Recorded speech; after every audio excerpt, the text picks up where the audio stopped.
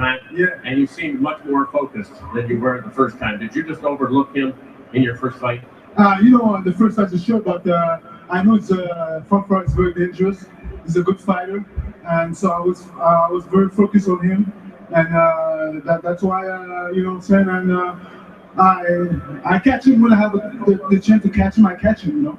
You knocked him down in the first fight in the first round. You did the same thing here tonight. Were you determined this time to end the fight so it didn't continue? But I know because I was very ready, and I take my time. Like I said, when I talk, I'm gonna sit. I'm gonna take my time. I take my time, and you know, I finish the job. Let's take a look here at the monitor, Adonis, and tell us about the knockdown here in the first round. As you take a look right here, tell us what was happening. You know, I catch him on my left, and I know he's coming, so I cut the punch him, and now he's going down now, you know. But I cut the punch him because I know he's coming. And here's the end of the fight when Virgil Hunter, the trainer, had just seen enough. What were you thinking right here? I'm the greatest at 175. I'm the greatest, the champ, baby. And there's the end of the fight. Okay, you're the greatest. You fought 4 times in 3 years.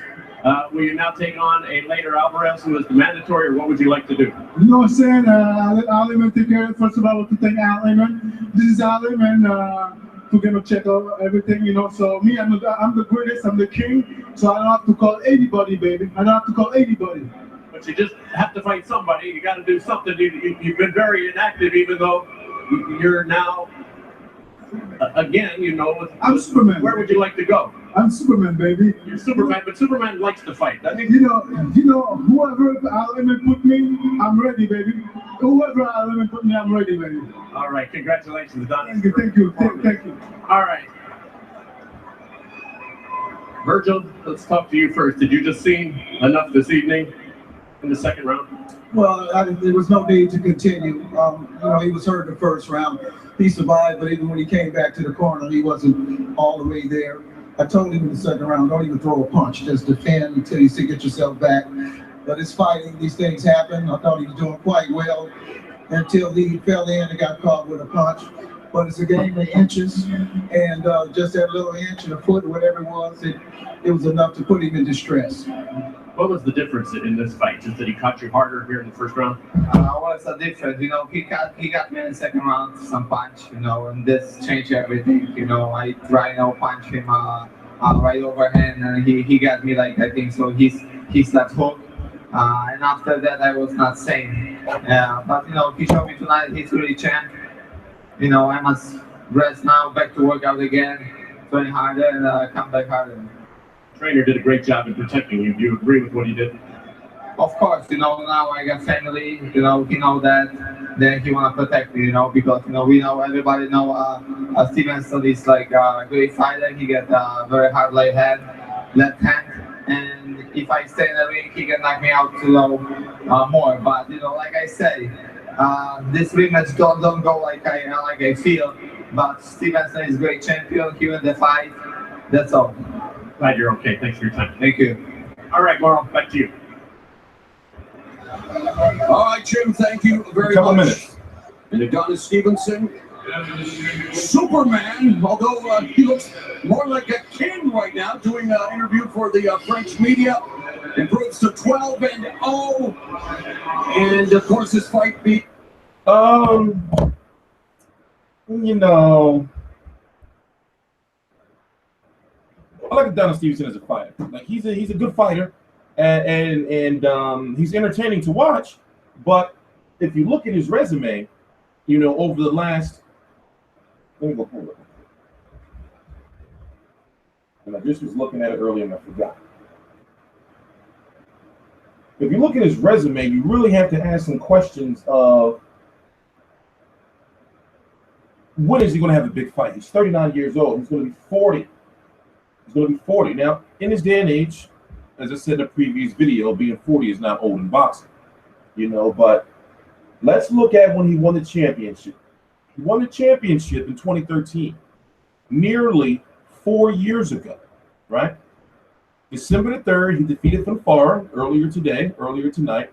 via second round stoppage. Virgil Hunter threw the towel in. He was eating an outrageous amount of left hands.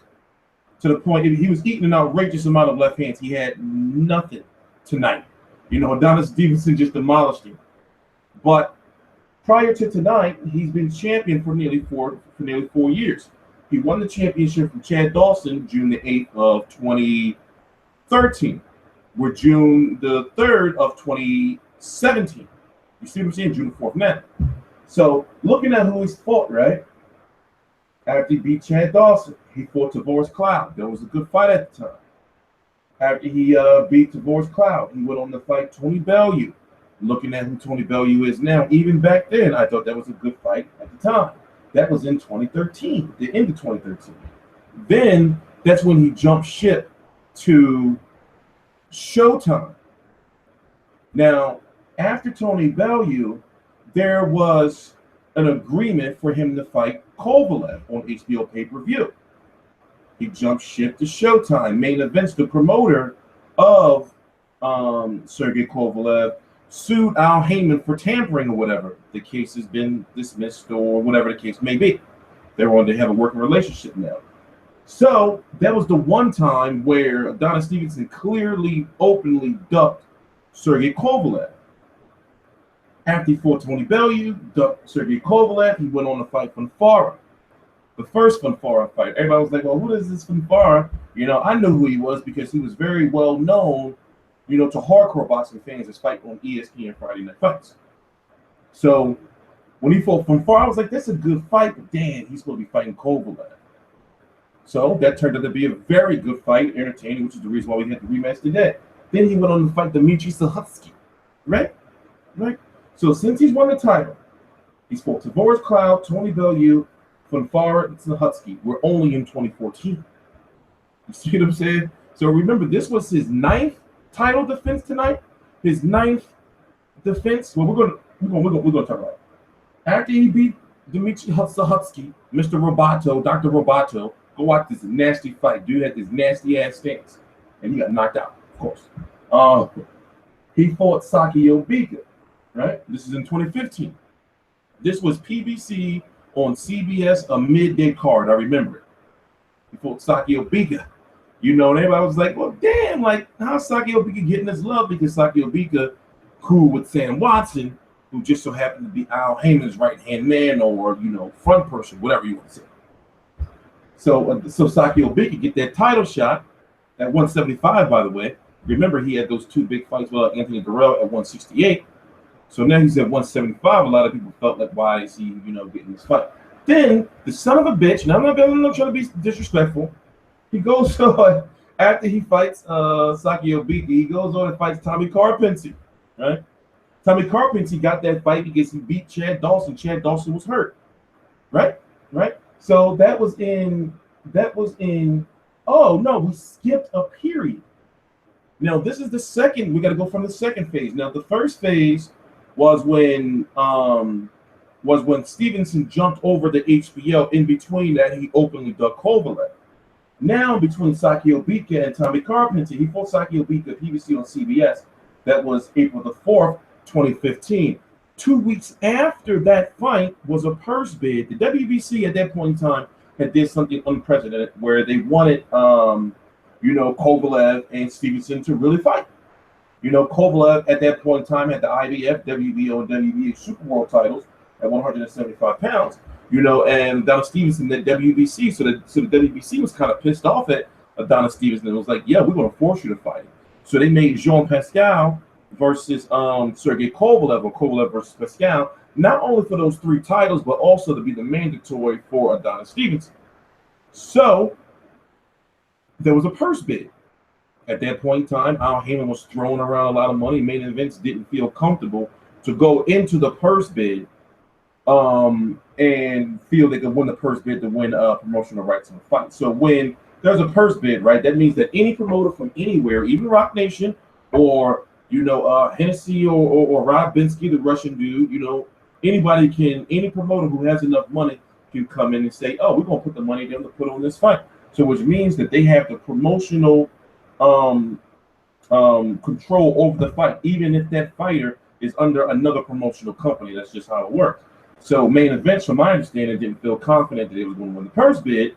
They pulled Sergey Kovalev out the purse bid, right? And basically, Sergey Kovalev and his team ducked Adonis Stevenson because it's like if the purse bid, then Adonis Stevenson and them got their bread, and likely Sergey Kovalev would have had to violate his HBO contract and go over to wherever, PBC or Showtime or whatever Al Haymon wanted to do with the fight. So, you know, they didn't want any parts of it. So then, since then, he beats Sakio Bika. He goes on to fight Tommy Carpenter, meaning Adonis Stevenson. You know, so that's in 2015.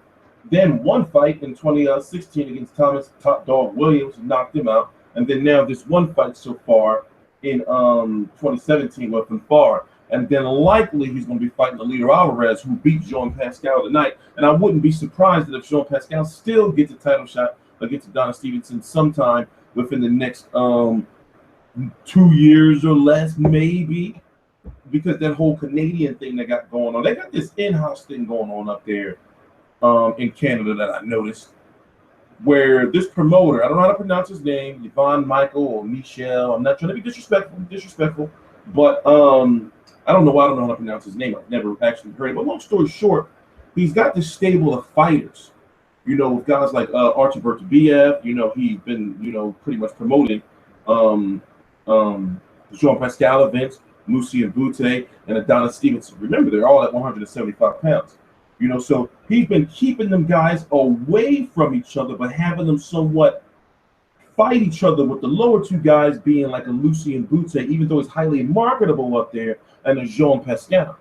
But it's this weird system that you can see, you know. So you got Artur Bertobiev that's pissed off, and also Artur Bertobiev at one point in time was supposed to be the mandatory for Kovalev Ward, but an injury happened. Whatever the case may be, and now Bertobiev has, in the media, been stating that he wants out of his promotional contract with this dude. So it's some weird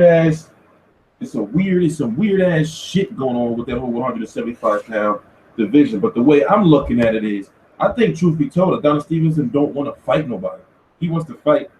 You know, I'm getting from it like, you know, like, he's a happy dude. He's a cool dude.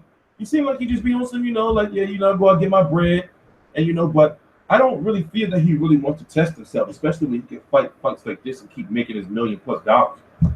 You know, he just don't seem like he has the urgency to really want to test himself, you know.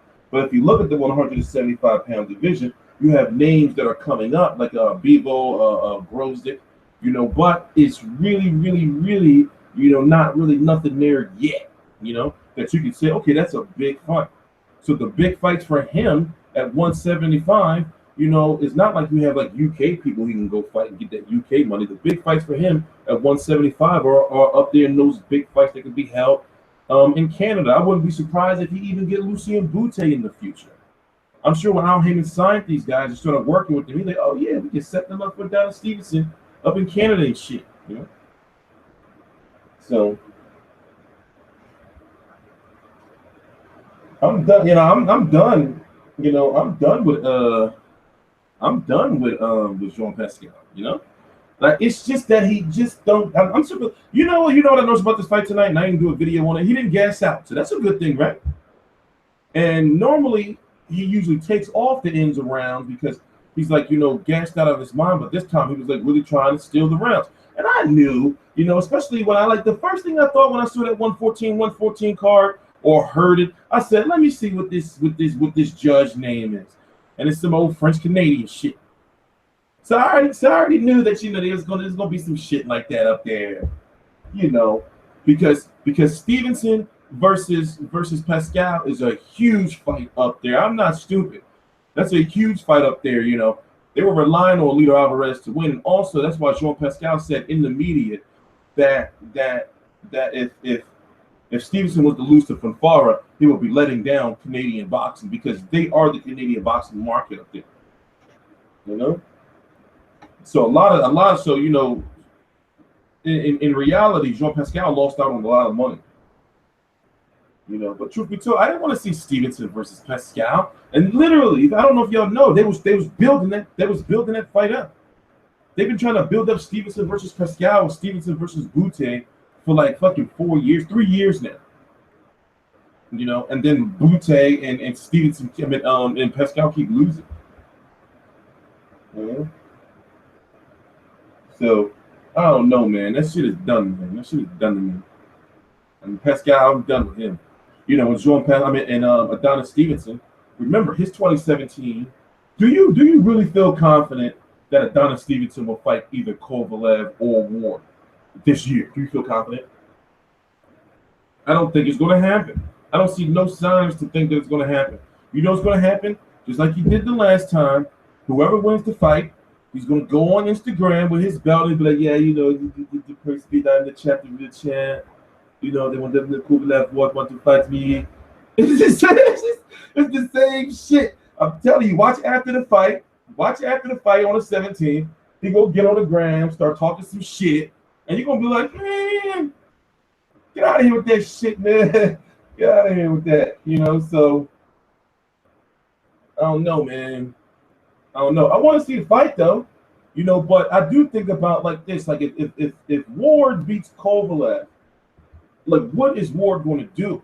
You know, we don't know what's going on, like with him as far as dude so like enigmatic. You know, you be thinking like, is he going to retire? Is he going to continue to fight? Like, what is he going to do? You know, so I be thinking like with his lifestyle, he's not the type of dude that spend a lot of money. So I think with his lifestyle, he'd be cool with these 2 paydays. You know, he get all that Jordan gear all year round. You know, so he probably be cool. You know, he probably say, well, you know, I did everything I wanted to do in the sport. Remember, he was already floating that shit around out there before this fight got official. We still don't know what was going on with that. We still don't have a real clear answer. You know, yes, you have to say, okay, well, none of that shit should matter because he's fighting Kovalev. That's all that matters. He took the fight. But still, we thinking like, man, like, you know, put it this way. I feel that at that point in time, he could not retire. You know, there was too many, and you know, like Jay Prince is too smart for that. You know, just like he couldn't retire at that time. He couldn't. You know, it just made no type of sense. So I'm thinking with this fight, like, do he really want to continue to fight? And remember, if he doesn't fight Adonis Stevenson, he got a host of mandatories that are not big money, but he'll have those titles. But he's got, you know, mandatories lined up. You know, he got mandatory lined up. But it's that political thing going on with Jay Prince, Al Haymon, Rock Nation, you know, and PBC and Showtime. It's a political thing that I'm thinking like we haven't seen those sides come together for a fight, you know, of this magnitude. You know, and then Ward would have to be the A side over Stevenson. Like, there's so much political shit that's like making me think, like, I just don't think that we can, you know, see the fight. Don't get me wrong, Al Haymon has gotten a lot better. His fighters are going on over to HBO. But Adonis Stevenson is somewhat of a different situation.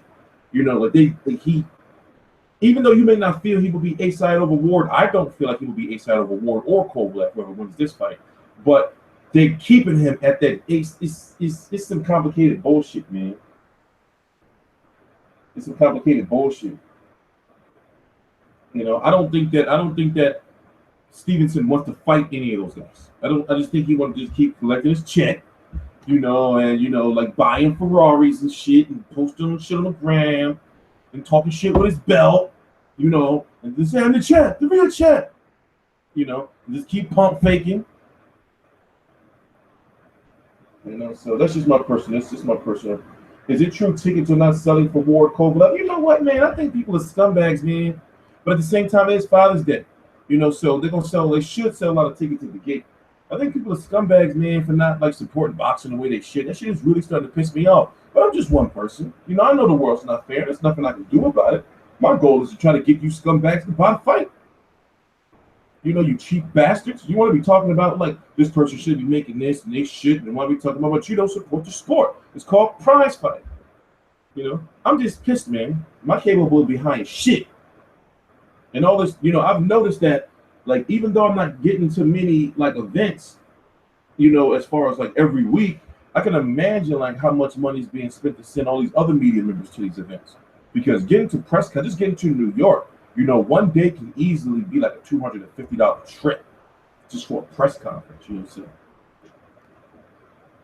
You need to get to these events, man, and you need to, you know, you people need to buy these tickets and buy these pay-per-views. I'm still thinking, like, how didn't Ward Kovalev do at least 200K? That was a, you know, as far as hardcore boxing fans, that's all of us that could have turned out. Hardcore boxing fans, I didn't go, so I purchased it.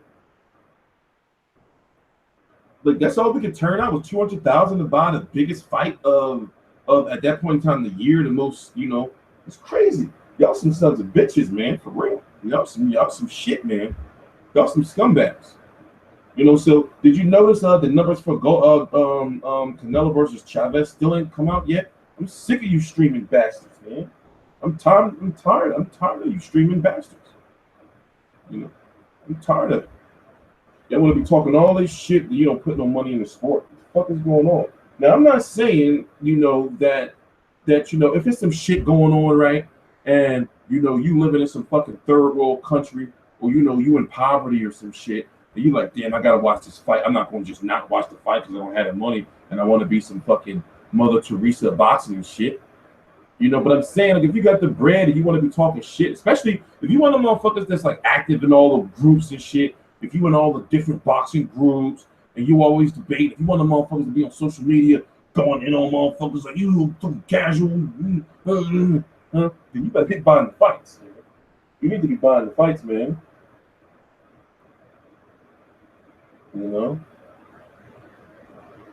Yeah, man, listen, streams are getting, and that's why, did you notice this year, did you notice like a lot of the shit that majority of these promoters were doing 2 years ago, they can't do it no more. You have to put on big fights, you have to put on fights that people want to see. Because I think that they're starting to understand the demographics that they were trying to appeal to were the wrong ones when it's us, the generation of, what are we, 18 to fucking 40 or some shit? You know, the people that are on the social media, that people are saying, like, that's a bullshit ass fight. Why would they make this dumb ass shit? Yo, social media has changed boxing a whole lot. You can't, a lot of the shit that they used to try to do, that shit don't fly no more. Did you notice all Al Haymon fighters, they have to fight each other now? Now, I understand he was going through a phase where he was developing all of his fighters in different weight divisions at the same time. I understand that. You have to really, really look at, or more so like try to, like if you really, really follow boxing and you can see and study like the pattern that Al Haymon was doing. He had a certain pattern where he was bringing his fighters up and developing them all at the same time. You see what I'm saying?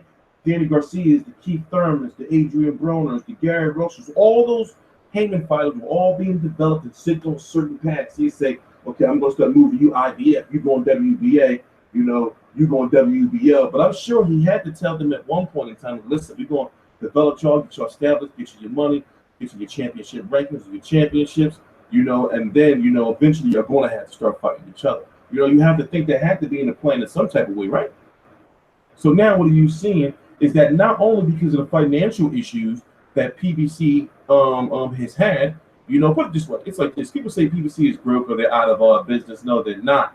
They're in like this restructuring phase, and they got a certain amount of money. And they're like, all right, you know, we're going to do this shit right this time. That's basically what it is. There's no better way to explain it than that. You know, there's no better way to explain it than that. You know, so they're not broke. It's just that, you know, now I look at what they're doing now, like with the year that we've had with boxing so far and what Haymon has been doing as far as not having any issues sending, you know, Danny Jacobs over to HBO for pay-per-view, because guess what? Now Danny Jacobs is a superstar in boxing. He's a highly coveted fighter that people now hardcore be like, yo, he put on a good fucking show. I fucks with Danny Jacobs. You see what I'm saying? So that was a good move on his part. But if you really, if PBC and Haymon would have started with what they're doing now, with the money they had then, you know, that shit would, you know, shit would have been lit. They would have been making so much money because what they did when they first started was they were appealing toward a certain fan. They were appealing toward, you know, those, I don't know what to call it. Let's make it up a term, flash ratings, I guess, to where, you know, you're flicking through your channels or something, and people don't flick. You got the guide. When you go through the guide, you see boxing on a Saturday night, or a Saturday afternoon, and you see, you know, an A side versus a P side, or it wasn't that bad. It was like A side versus D sides, you know, an A side versus a D side, but you're seeing that D side get beat the fuck up or get knocked out to a casual fan who doesn't watch boxing, right? To a person who probably never watched boxing in their life. They're like, and if they like, you know, combat sports, they're like, oh shit, what the fuck? But to us, you know, it's some old what? It's some old, you know, Adonis Stevenson versus Sakio Bika. So we like, man, we already knew this shit was going to happen. So the hardcore fans like us were alienated, you know, and they were trying to appeal to those, you know, casual fans, and it just didn't work because the hardcore fans like us was trashing that shit on social media, and it was like it seems as though they were out of touch with like certain, like social media in a sense, like where they wasn't studying. Like, yo, people don't want to see this shit, yo, and they say they don't want to see it. So now we're in a year with PBC and these fighters are fighting each other and they're traveling around. You're seeing so many different things change. For example, you have fighters fighting in their locations now or close to their locations. Like Robert Easter fighting in Ohio again. People say, what? Why is it on Bounce TV and not on Showtime? Because over there it's free TV. Bounce TV, even though you don't have Bounce TV everywhere, it's free TV. And also, you know, he's pulling 10,000, you know, or like Cincinnati be lit when Robert Easter fight. That shit was crazy the last time. So they're doing it again. They wasn't doing stuff like this before. You see what I'm saying? You know, they're stacking up the cards better with championship mandatory fights, you know, or fights that actually mean something as far as the championship. You know, he's sending fighters overseas now more frequently. Remember, you know, Gervonta Davis is an Al Haymon fighter. Say what you want. You know, he's an Al Haymon fighter. You know, you're seeing fighters go, but even though they didn't have to for the championships to a certain extent, but now it's not too much political moving around like it used to be before. He's like, all right, well, we know that shit is popping over there. You go over there once, get this big payday, come back over here. You think Errol Spence didn't probably make, you know, now we understand, right? It wasn't a purse, but they got a deal done. But you didn't think Errol Spence made some more Sky Sports box office money. You think Errol Spence probably didn't make maybe $5 million, maybe $2. I think it's safe to say he made $2. I think it's safe to say he made a career high payday, you know, for Brooke. But he should have made some good ass money over there, yep. You know, he should have made some good ass money over there, you know, off of that Sky Sports box office and all that. You know, and what is that? Mosquito? What the fuck you getting, bro? What the fuck you getting? That's what they say about this neighborhood, those trees and, you know, creeks and shit. See, mosquitoes is an issue. I haven't had any problems yet. Some creepy, what is this? Anyway, forgot what I was saying. Yeah, man, we're starting to see that now. You know, you have fights like Broner versus Garcia. You know, because if you really think about it, Broner fought Adrien Granados his last fight. That was a good fight, but now it has to be a step up. These fighters to get these paydays, you know, they have to fight big fights now. You know, they have to fight big fights now. What was Spence purse for Brooke? Brooke got 75. Well, no, see, they worked out a deal. If it was to go to purse bid, you know, it would have been Brooke got 75. But that's why you don't want the purse. That's why you don't want. Put it this way: if you're a champion, you know, and your promoter trying to do some shady ass shit, then you want the fight to go to purse bid because you want to keep holding out and say, look, we can't get a deal done. So send it to purse bid. My bread longer than his, and we'll make sure our fighter get that money. But they got to accept that 25% or whatever the case may be.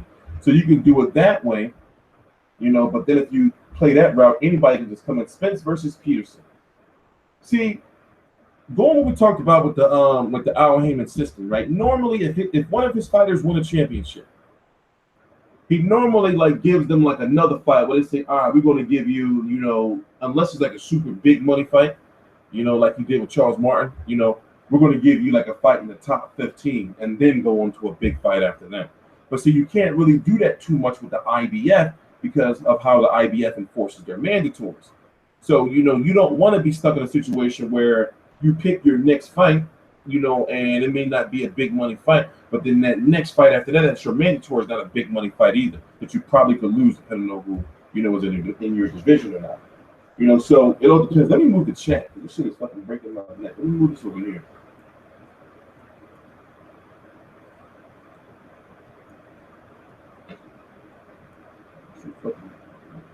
Fucking, you know, so I floated the idea of it being Errol Spence and possibly Luis Collazo next. The reason why I said that is because Luis Collazo is ranked very high, by the IBF. But Luis Collazo is now in negotiations, allegedly, supposedly rumored, to fight Devin Alexander on the undercard of Broner versus Mikey Garcia.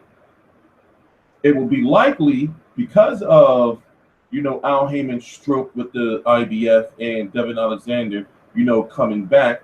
By the way, be sure to check out the rankings for the IBF over the next few weeks to see if Devin Alexander is magically added to the rankings of the IBF at 147 because he's not there now.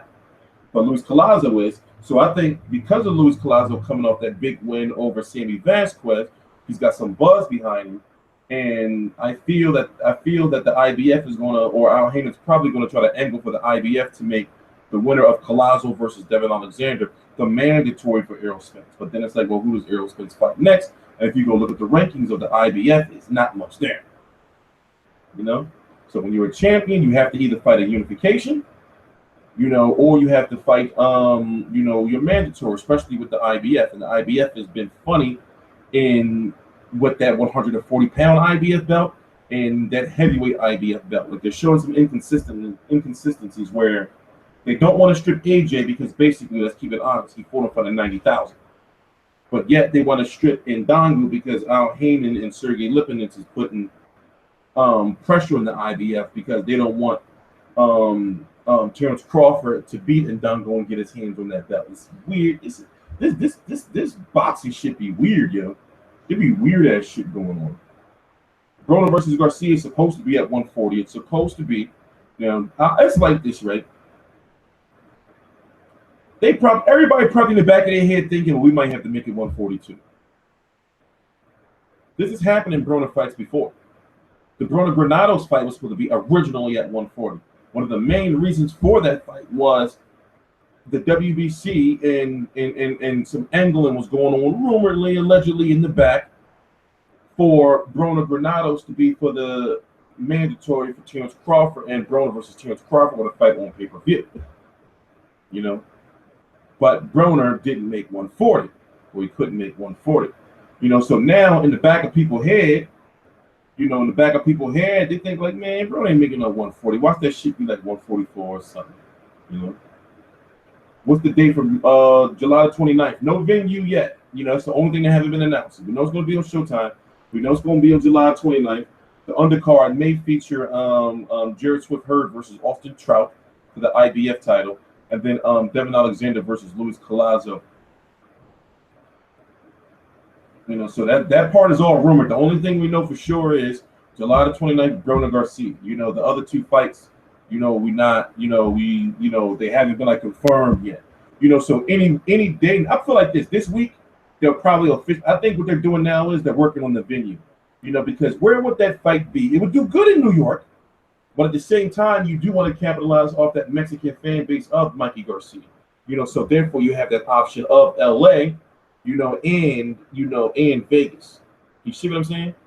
So it's like, I wanted to be in New York, but it's like, well, will it really be in New York? But if it is in New York, then there'll be a press conference and I'll be going. So I have an interview Adrien Broner. I missed him 3 different times. I missed Adrien Broner. So this time, if it's in New York, it's inevitable.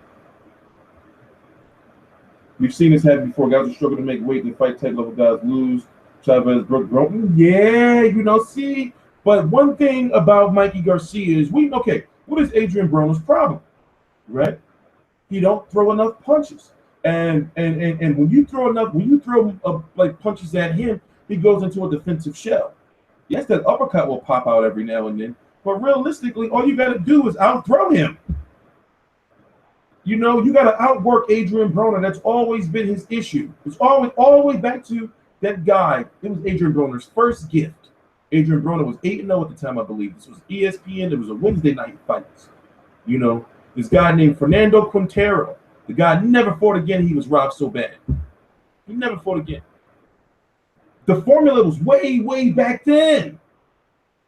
Way back then. Yeah, just out-throwing, out-punching, you can beat him. Mikey Garcia is not like that. Adrien Broner is a very good boxer as far as hands, as far as boxing skills. Foot movement, yeah, you know, punches and bunches, nah, it's not there. But trading hands, Mikey Garcia is going to be right there. It's going to be a boxing match, and Adrien Broner, even though his power didn't carry up to 147, Mikey Garcia's power got to carry up to that 140. And Adrien Broner's taking big shots, had his jaw broken by Marcus McDonough, and still continued to fight. You see what I'm saying? So it all depends on how you look at it, yo. And Mikey Garcia never felt no power like that. You know, so it's a very interesting fight in so many ways. And also, you know, if Mikey Garcia loses, he still goes back down to 135 and still a champion. No.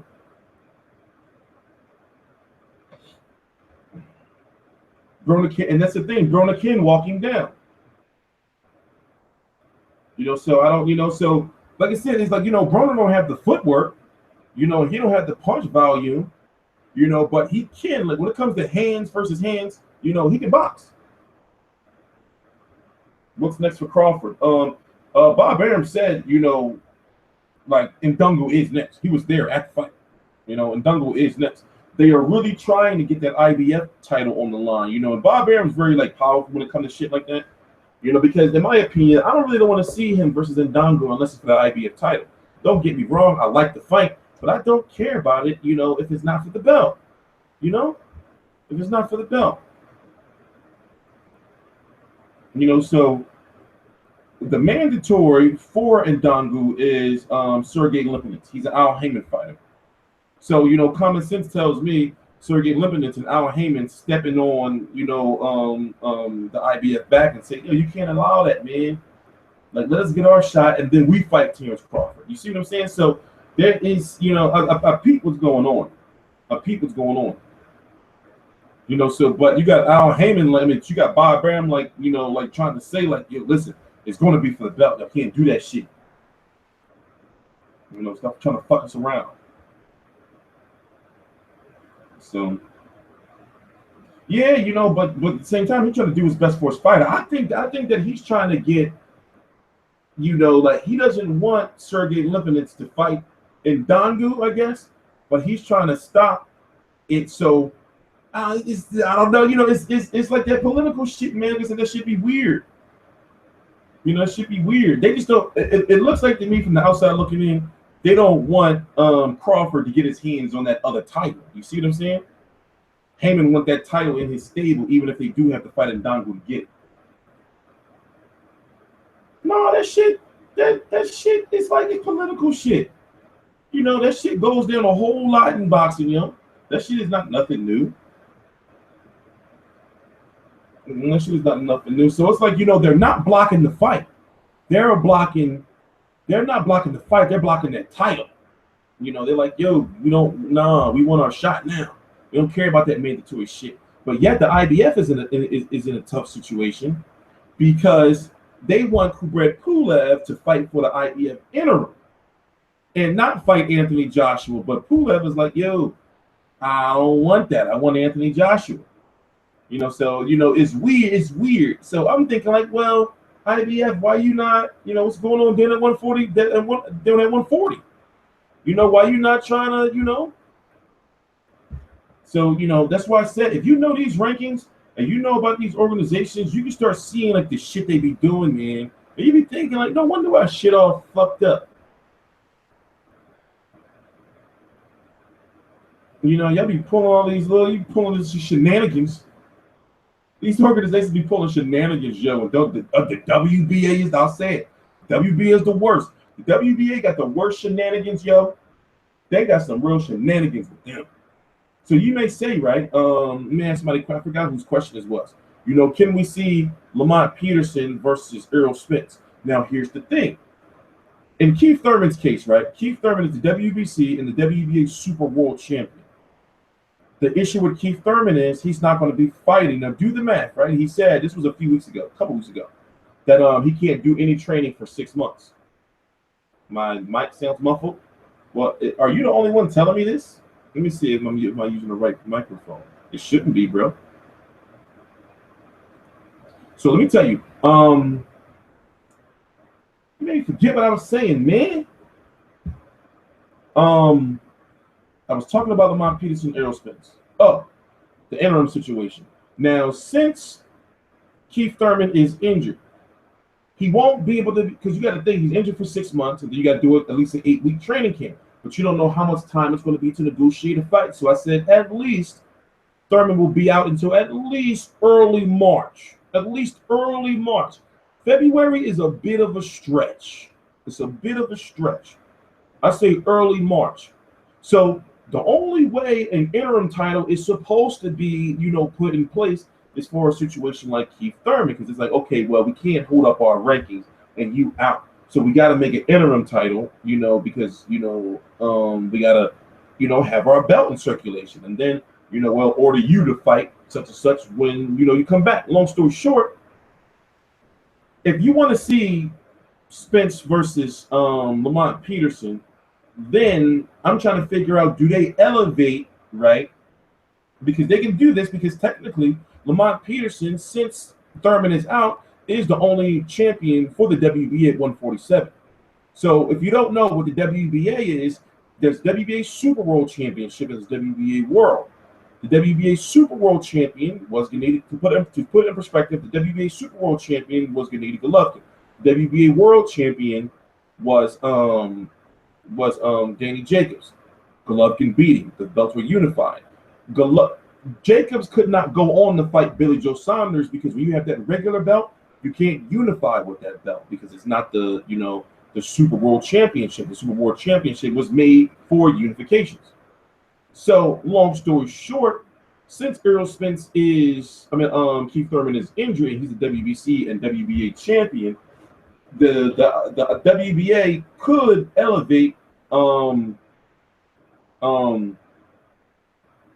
Peterson up to interim champion, and then basically that would make him the real champion since he's the only one at 147, and he'll be able to fight Errol Spence. So it could happen. It could happen. I thought about it. It could happen. But also people are saying, what about Sean Porter versus Errol Spence next? I just don't feel. Put it this way: even though Haymon's been doing a lot of good things for boxing lately, especially over the last 6 months, I don't feel like he would do that to Errol Spence or Sean Porter just yet. I don't think he would put them together yet. I don't think so. Not yet.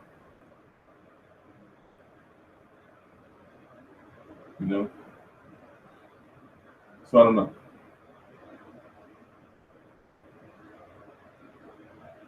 But yeah, what was the next topic?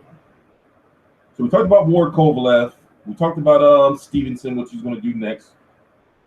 We talked about Errol Spence. Poor Kell Brook, his poor eye socket, man. That's fucked up if you really think about it. It's fucked up. I don't know what.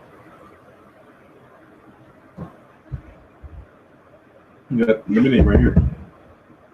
Porter has a mandatory with Thurman, but Thurman's injured. What do you like? So it's like this. You can have the mandatory with Thurman, but that's not smart to sit out and wait for Thurman to come back. What if he has something? What if he have like a setback? Remember, one of the reasons why Porter was so inactive a while ago, before the first Thurman fight, because he was waiting for Thurman, then Thurman got into that accident.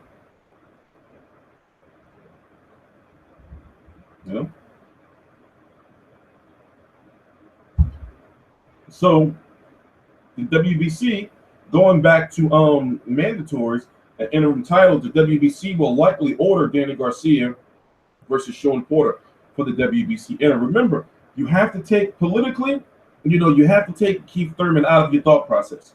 He can say he wants to fight anybody, but he knows the truth that he can't fight nobody right now. If people call him out, they should know he can't fight nobody till at least March or so of next year.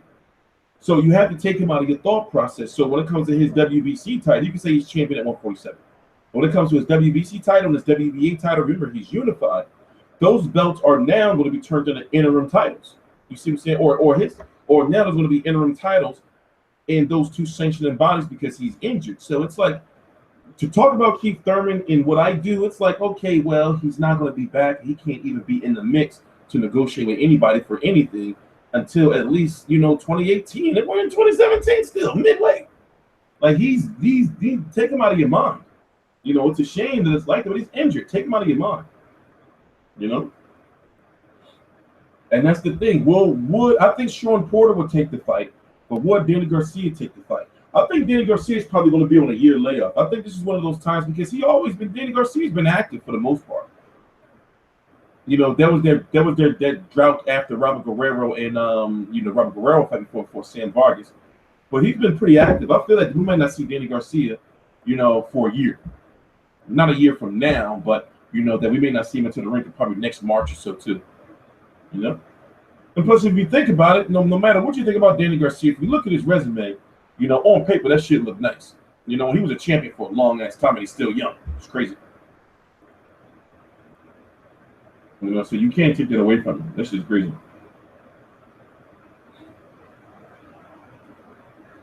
Garcia trying to get the Pacquiao fight. Rose said him and his dad paid him a visit. It can happen though.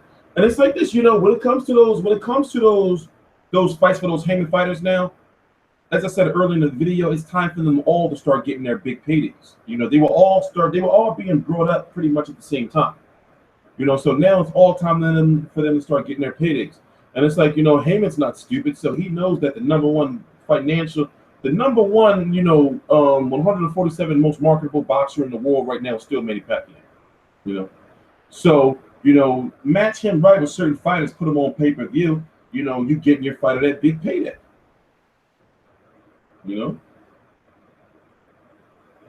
But we don't know how Pacquiao gonna look against Jeff Horn. That's next month. They said Bob Arum said himself that Pacquiao versus Horn is going to be free over here in the States. How? We don't know. But they do have that. The Top Rank Boxing TV platform is awesome. That shit is right. Boo Boy's a goon. You already know how I feel about Boo Boy. Boo Boy's the one that be really doing the real shit. Boo Boy's a goon. He the type of motherfucker, you want on your team. For real. Jeff Horn album. Is this his name, right? Jeff Horn? Yes, Jeff Horn. That fight's next month. What I was saying is it probably might end up on the Top Rank website. And they have a nice platform with that shit. That should be nice. Rose said Danny Garcia versus Pacquiao would be better than the Crawford fight. Nah, I mean, it's like this, right? Pacquiao's in a situation where they're trying to keep Pacquiao fighting for that money. You got to think Pacquiao's a global superstar, right? Like he's an Asian icon, not just among Filipinos. He's an Asian icon. He don't need to be fighting anymore. It's certain people around him that I feel that's like, well, Manny, look, why not make another 10 to 20 million? Why not? And he's like, all right, man. They say he's not doing good at camp and all that shit, but over there in Australia, it's a super fight.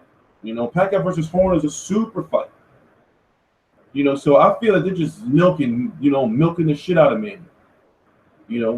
And they don't want him to fight anybody that he could possibly lose to because then that gravy train is over. The gravy train is done. And for some reason, they really probably feel they can get Mayweather again. That shit is dead. That shit is dead. Mayweather's not fighting where he's got to actually work and train and shit. That's why he's fighting McGregor when he can make the type of money. That motherfucker fight John Jones if he can make $100 million.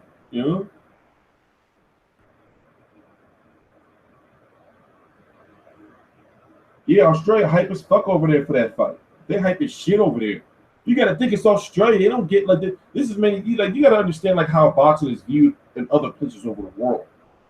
It's like a globe. It's like a world. What's a country event over there? It's a country event. They're like, oh shit, this fight, go, mate. Shit gonna be lit.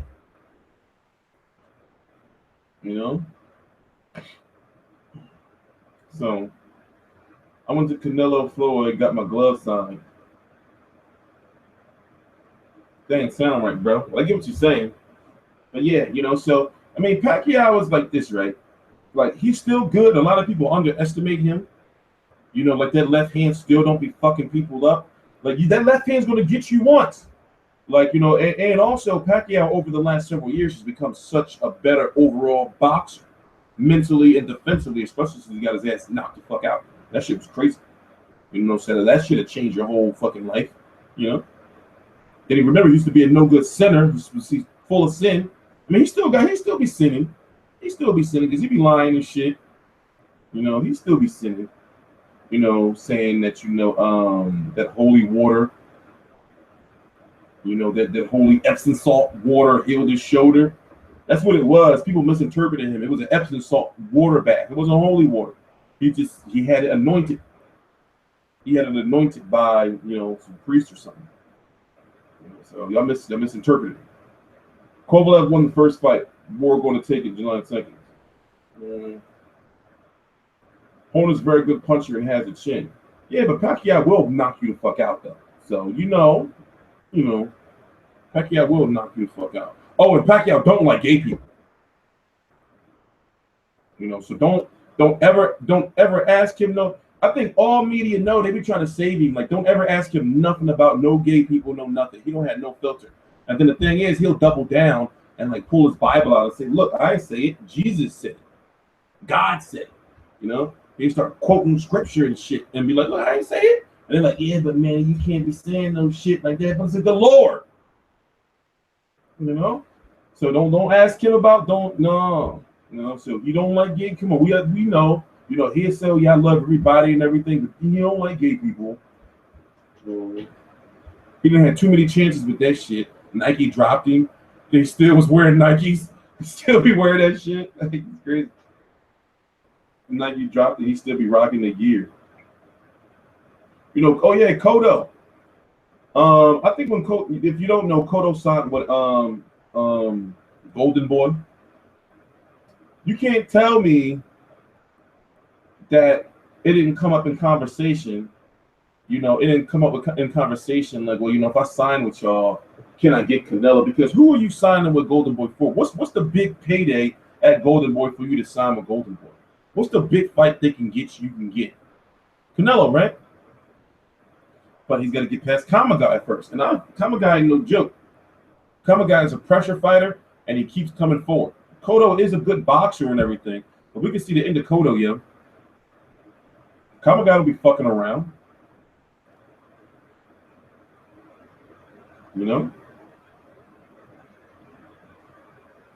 Yeah, that left hand won't get you once. That left hand will have you like some back. Oh shit, what the fuck?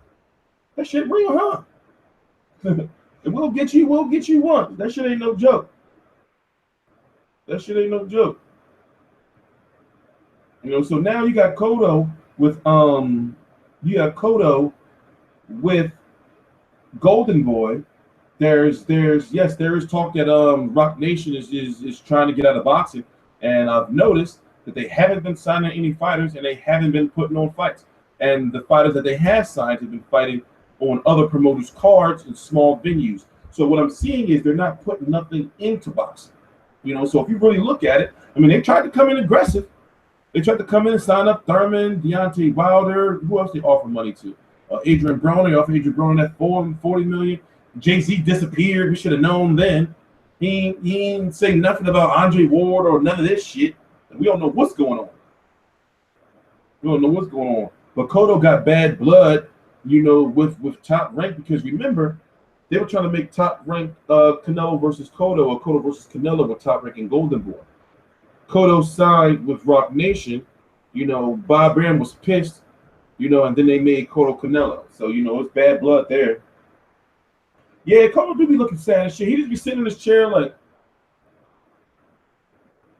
yeah, he do be like he going through it, man. He be like he be having some issues, but he's done some sinful things on video, on that HBO 24/7.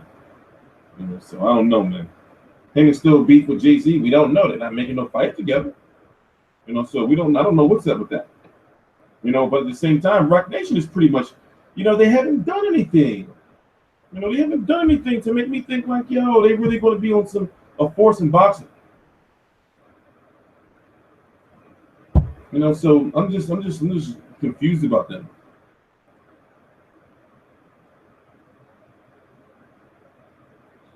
What do you think about Harry Davies? Same thing I think about all fighters at that level of their career. You got to beat somebody first, before I start giving you credit and shit. It's just the American way. You know? Burchak versus Miura. You know, I'm still. See, Miura ain't no joke. Miura. You know, I'll never forget how he just punched the shit out of dude in his stomach. Just folded him like that. I'll never forget that. You know, but Burchak, we didn't really know anything about him. I remember before the fight, you know, when he fought Vargas, I did binge watch, you know, whatever fights that was on the internet. You know, so still on the fence, you know, but you know it's gonna be a good fight. When's the fight be 360 gear coming? Well, now I'm not doing shit for like the next like few weeks now. I have nowhere to go. So you know, after I get off here tonight, you know, I'm gonna play some video games, you know, do a little paperwork, take a nap, go see my daughter, and then, you know, do videos. And then Tuesday and Wednesday, I believe, is the Sergey Kovalev media call. Wednesday is the Andre Ward media call. And then either Thursday or Monday, one of those days, is a Robert Easter media call. You know, so it's gonna be a busy week for me. So what I'm doing now is, you know, I finally got like my equipment and everything organized. You know, there's a few more things I gotta learn, and now I gotta really, like, I'm running out of time. You know, so Fight View 360 will be merchandise will definitely be here early, super early fall. And I'm actually going to be giving away like hoodies and like t-shirts and everything. So I'm really happy that now I'm in a situation like where I'm going to be staying in the house and like really you know, like focusing on my business, getting everything like organized. You know, so no, we're not giving away no gear next week. You know, basically what's going on is we're still designing things, and there's some things I have to do, you know, and some things I have to do, you know, on the legal end before we can like really go forward with that. So I'm cool, I'm straight. You know, like I'm actually like really optimistic, you know, now that I got this house, you know, like now that I got, you know, I'm getting things organized. Is the rumor true Chocolatito versus run B-side for Canelo versus Golovkin? It could happen, you know, but the thing is, I don't. When did they fight? That was in November, right? When was that? That was in March. They're both on medical suspension or leave by the WBC. You have Caldress versus, I forgot who's supposed to fight for the interim title. You know, so it's you know, I don't think so. They're both on medical leave still. Both on medical leave. How are you going to choose the giveaway? We don't know yet. It's likely going to be a watch subscriber system. Long story short, I got some new software that I learned from Twitch players. You know, and I'm going to be bringing that type of software over to YouTube. So things are going to get like real interactive around here and shit. This screen is not actually what it's going to be used for. You know, that's going to be used for something totally different. We're going to have like Skype shit. You know, we're going to have Skype, and you know, so we got a lot of things going. You know, damn it. We got a lot of things you know, in the works. You know, so I'm going to be using a program called XSplit. You know, and that's going to allow me to have like a lot of, you know, different interactable like shit on the screen. You know, so but getting back to boxing, what was on? Because I'm trying to stay on a schedule. You know, did y'all see I started on time and shit? I ain't playing no music, no nothing. You know, so I got a podcast too that's starting. You know, so now it's getting hot. If you don't know, I don't go outside in the heat. Like if there's one season that I'm consistently in the house, the summer times I don't do it. You know, so I'm preparing myself. You know, I've already prepared now, you know, to keep my black ass in the house, except when I gotta go to New York. You know, them New York trips be expensive as fuck, man. And then I'll be catching a train out there. That should be getting to me. Of course, we hiring for something. You know how last year.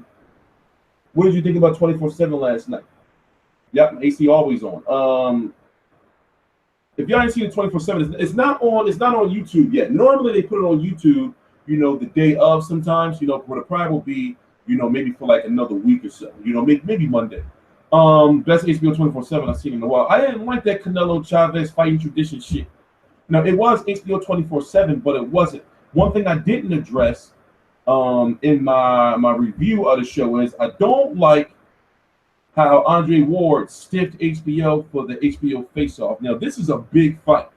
You know, imagine years down the line, right? You know, remember how like you can watch all that old Muhammad Ali footage of him training and everything?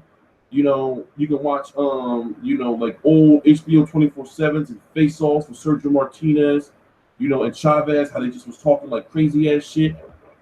Like I feel like Andre Ward like really like robbed us the fans, but also robbed himself of something like great going forward in the future. You see what I'm saying? Like HBO like Face Off is like something that's supposed to be around, like for the future. You know, it's supposed to be around for the future. You know, and then with so much at stake on this fight, and the fact that these fighters, you know, really don't like each other. Like you can tell. You know, yeah, it's historic shit. You see what I'm saying? Like I can understand, like, you know, if you don't like Kovalev and you feel that dumbass shit he did was some racist ass shit, even though he didn't make it, still was some racist ass shit to put up, you know, to post. But it's like, that's some more historic ass shit, bro. Like, you know, like I understand, like you don't, you know, but still for some old 10, 20 years down the line and shit, I want to be like, oh shit, that's the HBO face off, you know, from, you know, Ward Kovalev too, you know. That's all I'm saying. You know, so that's the way I was thinking about it. Oh, so with David Peralta, he lost his first fight after beating Ward. I mean, after not beating Ward, beating Robert Guerrero. You know, so looking at the HBO 24/7, you know, Kovalev's so pissed his English got better and everything. Dude be talking crazy ass shit, man. He like he hit like a girl. You know, I know he beat me some bullshit. You know, like, and he was talking. It was at one part. Oh, I can show this shit. I'm just showing you this one scene. Let me see. It's this one part where he was, you know, talking about how, you know, when he knocked Ward down, like, you know, like I hit him with like this part of the knuckle. If I would have hit him, you know, like the full fist, my elbow wasn't bent, you know, talking some goon shit, man.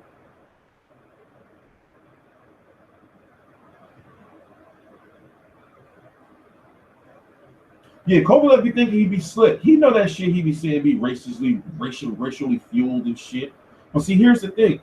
It depends on how you look at it when you try to define a racist. I define a racist on somebody that's like, oh, I can't stand black people, I can't stand this race, or whatever, I want nothing to do with them, and they just look down on you. But in the sport of boxing, you can't be like that, especially when you have such an extensive amateur background as him. But however, that motherfucker know that shit he be saying or be doing, and that's what he be doing and shit. So it's like he that homie that got that sick ass sense of humor and shit. As you look at him like, what? Damn, you done went from such and such. How'd you get there so quick? You know, that's him. You know, where he say shit, and he be like, yo, bro, what the fuck? Yeah, and you know, Angel Garcia, he don't like, you know, I don't know what Chinese restaurants, but then again, I know the neighborhood, you know, where the gym is and all that, you know, where the Chinese stores smell like cat piss. They're probably cooking cats in the basement, brother. You know, I can understand that to a certain extent, but it's like, that's racist, yo. That's racist, you know? Or we was talking about the Polacks and, you know, it's racist. It's racist, bro. It's just, there's racisms. There's racisms, you know? I never liked half-breeds. Well, that's pretty like that's a big ass racially slur because it's like people be half breed like a motherfucker, or like third breeds or a whole eighth breeds. Yeah, that $3 beef from Barclays. Yeah, let's not talk about the racism, man. Is Adonis Stevenson on steroids? Well, he's in the WBC clean boxing 24 hours 7 day a week drug testing, but that should be shady too. They choose who they're going to drug test and who they don't. And plus, that drug testing is expensive. Remember, they didn't have about a drug testing for Broner versus Garcia. And that's y'all biggest WBC fight. What the fuck? Ward is too educated. Educated how? Like, he's got a high, ring IQ. That's why I'm wondering, what adjustments is he going to make? You know? What adjustments is Ward going to make? Now, I'm pretty much sure he knows that he has to respect Kovalev's power, and also he has to understand that Kovalev is, a better boxer than he probably thought he was. But what adjustments can he really make? Was Mayweather on TRT? That is the rumor. That is the rumor. That is the rumor. You know, remember it was those deep, you know, very credible articles that were written about that. Very credible articles that was written about that. You know, so it is what it is. Yeah, hell yeah, all of them. Listen, all these, but not, I'm not gonna say all, but yo, you know, they all do something that they shouldn't be doing to a certain extent. The majority do something they shouldn't be still doing to a certain extent. Who wins, Jamel Charlo or Erickson Lubin? I'm gonna go with Jamel. I'm just like, I feel like Erickson Lubin is just not ready for this yet, man. Like, dude is young. You know, I got a chance to interview him and everything, and then I was like, let me go really watch some fights on him. You know, because even though I've seen fights on him and I've seen his progression up, you know, with Haymon and everything, still, I just don't know, man. I don't know. Do you see Stevenson fighting Kovalev Award? We talked about that earlier in the video, but no, I don't. Any update on Floyd versus Cotto? The next thing you should look for Mayweather versus McGregor is when McGregor hires a team, right? When he hires a trainer, you know, that's the next thing you look for. You know, so it's I'm pretty much sure that they're working on the date right now because the UFC is losing money for McGregor not fighting. So they want to get this Mayweather McGregor shit over so they can bring his ass back and make more money off of him, you know, in the UFC.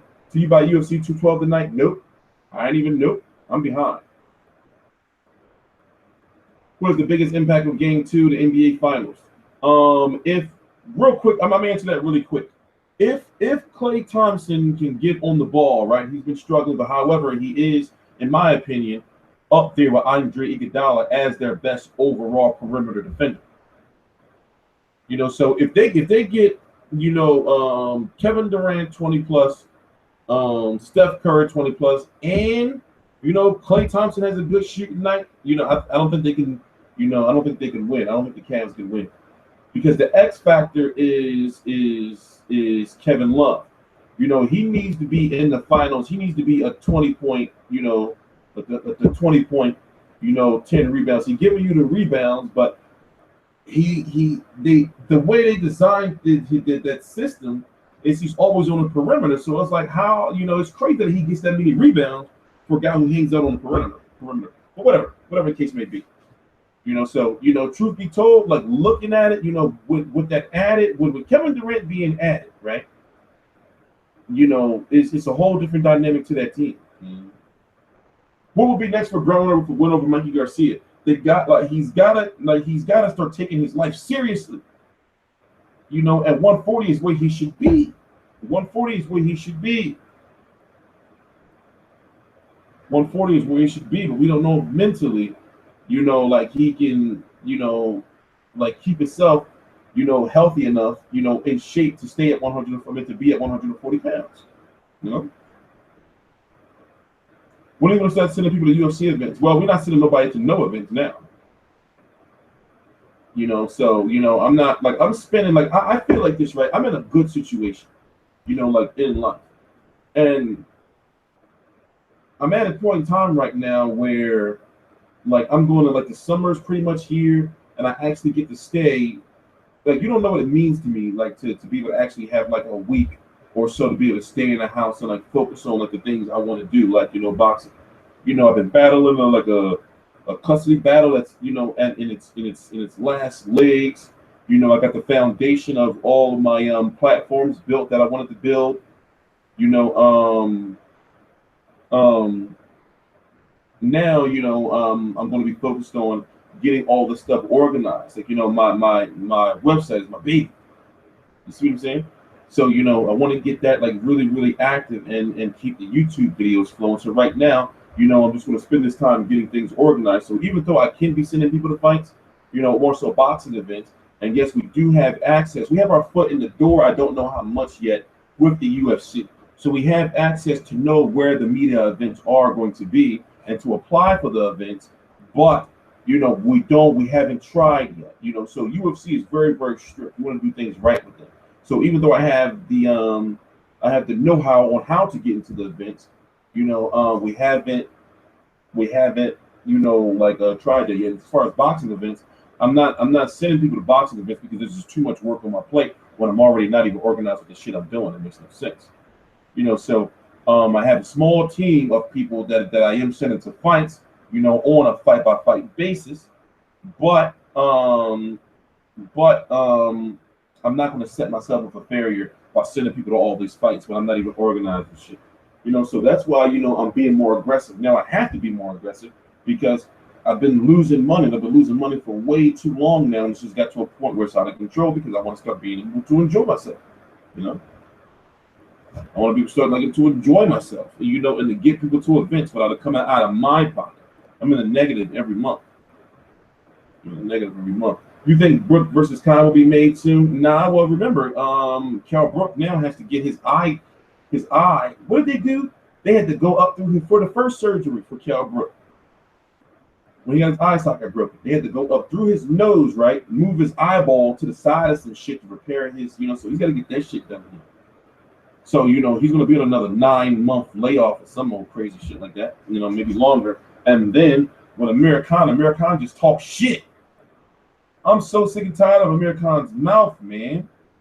I'm tired of hearing, like, you know, him saying, you know, people are afraid of his speed and he'll fight anybody and everything. Don't get me wrong. You know, Amir Khan, you know, ain't no bitch. He will lace up. But he talks so much shit before he laces up with everybody. You know, everybody be just getting it. You know, he just be just talking shit, you know.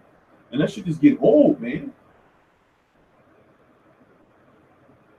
That shit is getting old, yo. You know. He always talk about who he can fight and who he want to beat and everything. And then, you know, now it's been exposed that Khan's marketability is not, you know, as much as it used to be because the Arabs got strange with the change.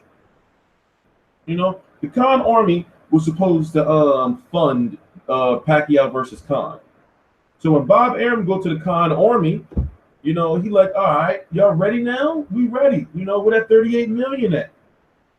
They're like, oh, well, yeah, well, you know, Khabib just got 3, you know, diamond-plated Lambos, and, you know, his pop with the oil, you know, some shit going down. So we don't got the bread right now, but we can try and get in November. Bob like, well, what the fuck?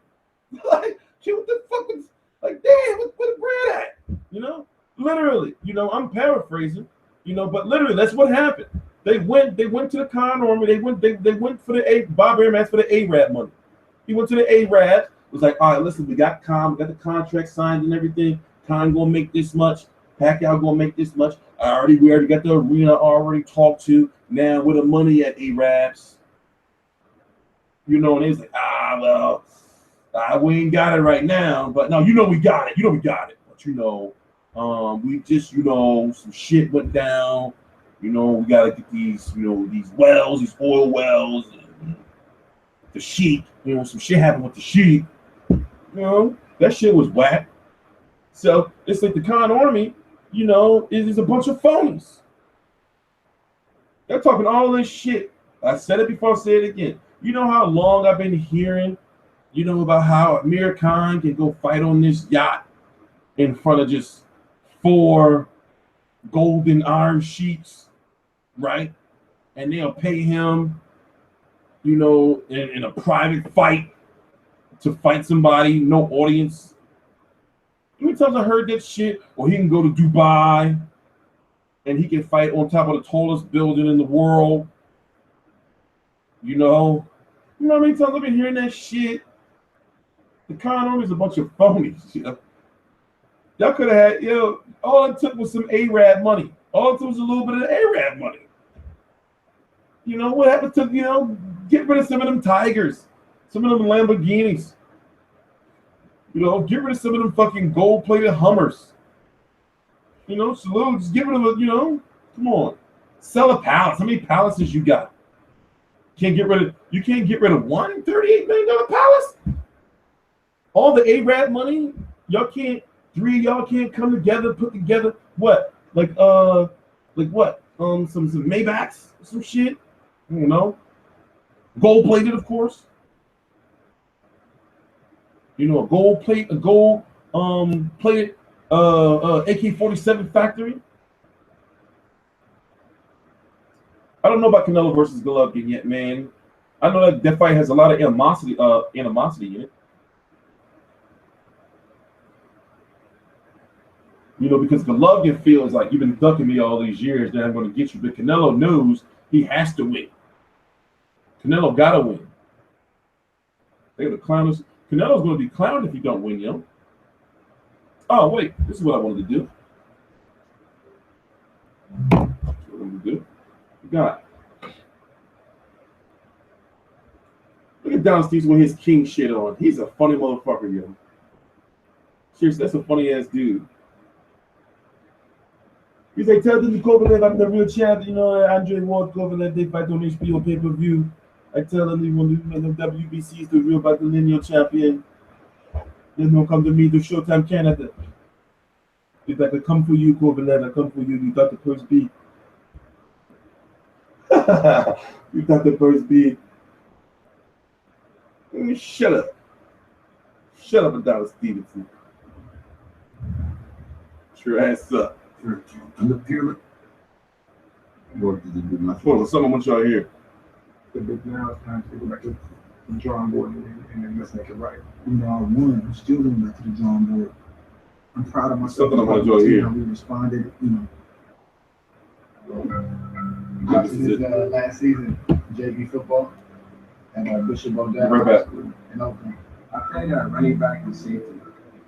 On the chat. The real chat. Like yelling, like hear everybody. Oh, crazy. We were down like this. That's probably what, 99? 90? That was like a 97 burning. Baby, the food is ready? Yeah. I don't be honest with you guys. My wife normally doesn't cook. Let's see this. This is really good. You guys are here right now, so she's showing off a little bit. My wife normally doesn't cook. I'm just kidding. Right. Almost got in trouble, man. Jacobs is supposed to be back in Barclays. For me, man, In the this fall. is what I love to do. I love to be with my kids and, like, you know, be an active father. That's boring to some people, man, but that's my party, man. That's what I love to do. Who's daddy getting ready to fight? Sergey Kovalev. What's his name? Sergey Kovalev. Sergey Kovalev. He's in big trouble, huh? While the man in question typically spends the first part of his training camps in the mountains, Kovalev finishes his work in the city of Oxnard, and a gym not far from the beach. He's never been knocked out as a professional, but today's sparring partner seems to toy with him quite easily. Alexander Sasha Kovalev. I'm pretty sure David Lemieux will likely be on Canelo versus Golovkin, and along with Matisse. I forgot what they said. Matisse may be fighting, but people want it to be Danny Jacobs. It's not going to be Danny Jacobs. I don't see that happening. Danny Jacobs is going to headline a card in Barclays in mid September or early October. I don't know against who, you know, but they were talking about it when I went to Berto versus Porter. They had like this little Danny Jacobs, you know, thing where they showed him appreciation and everything. You know, Lemieux can handle Jacobs. Yeah, I guess. But see, people look at it like this, you know, they're like knockouts happen in boxing. You know, all boxers don't recover, but we saw that Danny Jacobs can recover from being knocked out. He was brutally knocked out. He's put to sleep by a perfect shot.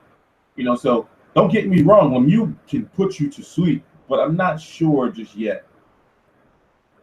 Lemieux has gotten better. Pacquiao versus Horn on free TV in the USA. No, it's not on free TV in the US. We don't know for sure. Bob Arum said it's going to be free, but he hasn't specified how. Frankie Gomez just disappeared again as usual. U.S. citizen might get drafted. Y'all heard that? They ain't drafted me. I'm asthmatic. They ain't drafted me. I'm asthmatic. Aldo Lost, man. Did you watch UFC? No, I'm gonna be watching UFC probably after this. You know, while I'm working on my videos and everything. So as I said, if you guys don't know, literally, no bullshit. I gotta go see my daughter tomorrow, but I'm not leaving the house again for another like 5 days.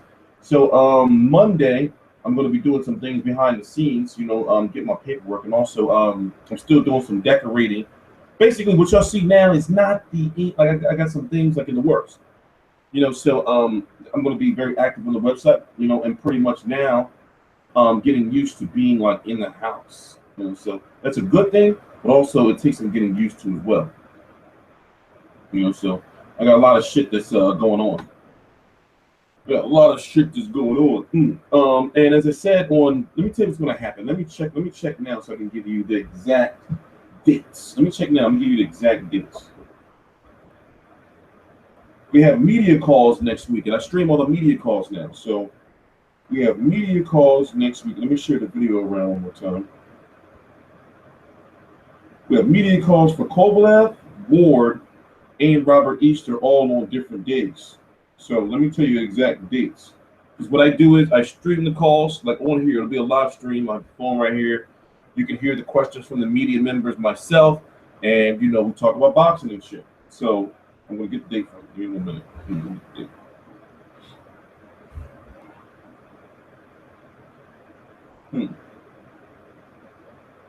Okay, here it is. Let me see. So on Tuesday at 2 p.m. Eastern Standard Time, we're going to be here. So we're going to start at about 1:45 on Tuesday Eastern Standard Time, right? That's Tuesday, June the 6th, this Tuesday. At 2 p.m. Eastern Standard Time, 11 a.m. Pacific. It's going to be Team Kovalev, which is going to be Sergey Kovalev, John David Jackson, Biggest Clemens, and Kathy Dugan. We're going to be talking to them on Tuesday. On Wednesday, June the 7th, at 4 p.m. Eastern Standard Time, 1 p.m. Pacific, it's going to be Team Andre Ward. Andre Ward, James Prince, Yormark, and somebody else from Rock Nation. But there's another call. What day is that? There's another call. What is it? Tuesday, June the 6th. So we got two meetings. So basically, there's some crazy shit going on Tuesday. Okay, so Tuesday, you got two media calls, the Sergey Kovalev one, and then you have Marcus Brown versus Shawnee Monaghan. Yeah, we're going to be busy this week. Reason. But whatever, we'll get to that. We'll get to that later. We'll get to that shit later. So yeah, I'm going to be streaming those. What's up with Big Baby Miller? Promotional issues. It's a shame, but everybody goes through it at this point in time in their career. But seriously, what's the best fight you've seen? Or from your opinion, keep it real. Just straight off the top of my head, I think of Klitschko, Lennox Lewis, and I think of Gotti Ward 1. Just off the top of my head. You know, I also really liked DeMarco versus Valero, Edwin Valero. Does WBA fair boxing program exist? Not really. Barrera Morales was lit too. Not really. Damn, who won game 2? Game 2 is tomorrow. Game 2 is today, Sunday, right? My mustache is freaking out. Yeah, while the footwork do be crazy, those punches be on some crazy shit. Who do you think Alito Alvarez should fight next? Well, he has no choice. You know, it's going to be Adonis Stevenson. It's going to be Adonis Stevenson. You know? Because if you look at the division, what other way can he really, really go? You have Grovesdick. Him and Grovesdick could fight for the WBC interim title because it was supposed to be Grovesdick versus. It was supposed to be Alvarez versus Pascal for the mandatory for Stevenson Confara, and then Grovesdick versus Joe Smith for the next mandatory after that. So since Joe Smith chose to go the other route, fight Sullivan Barrera, the WBC could order Grovesdick versus Alvarez, but the only way they would order that is if they get confirmation for sure that Stevenson is going to fight either Ward or Kovalev. See what I'm saying? So it looks like, unless it's all about what Stevenson wants to do, you know.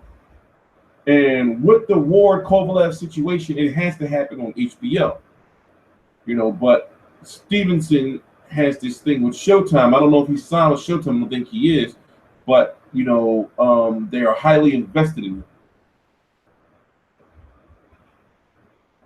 You know, so I don't know, man. I don't know about that guy, man, but it needs to happen. Broner doing yoga in Miami, trying to get the pounds off. That's what's up. At least he's doing something. At least he's doing something, man. Broner a cool ass dude, it seems. I know he can be a dickhead sometimes. Something cool to do. Do you think Alvarez amongst those guys like Barclays, Joe Smith, Pereira? What are you saying? Do you think Alvarez is amongst those guys? Like, I put Barclays, Joe Smith, Alvarez, then Pereira. Adonis is top 5 pound for pound. You smoking meth.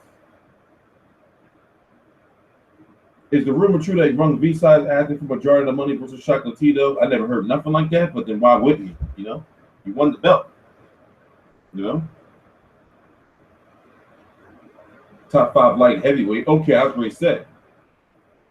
Yeah, that's true. That's true. So how long have we been on? We're gonna be here for another 15 minutes or so. See, I'm good. You know, I like we started straight from the beginning. We ain't playing no music, so therefore I don't have to edit nothing out. You know, so the video can just play, and then people won't talk shit and say you doing all this other shit outside of boxing. We should be talking about boxing. You know, so we did good tonight. And Porter showed you how fair 147 too. What?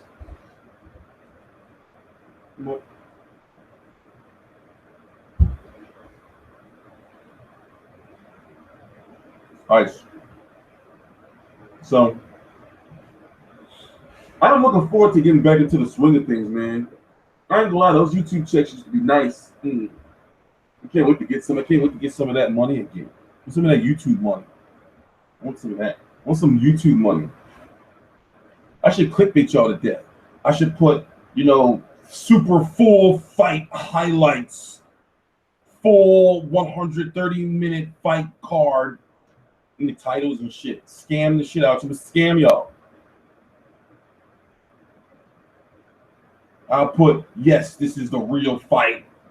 Full fight. Nothing else more. Just fight action. I'm gonna clickbait the shit out of you. I'm gonna scam. So who's gonna get there with the scam with me? Because clickbait up. Did you see a Hank Lundy fight? No, I didn't go, man. My father's babysitter. Yeah, put no epic full fight. No, you gotta put wow. Epic full fight here. Watch now. Full 130-minute fight. Yeah, no, my pop babysitter stiffed me, yo. Stiffed the shit out of me. Not babysitter, but his nurse. Yeah, man. I'm a clickbait scam you. AJ calling out UFC heavyweight champ. What? Man, listen. This boxer versus UFC shit gotta stop. It's gotta stop. You know, I said that, you know, with this shit that's going on now, you know, with this shit that's going on now, right?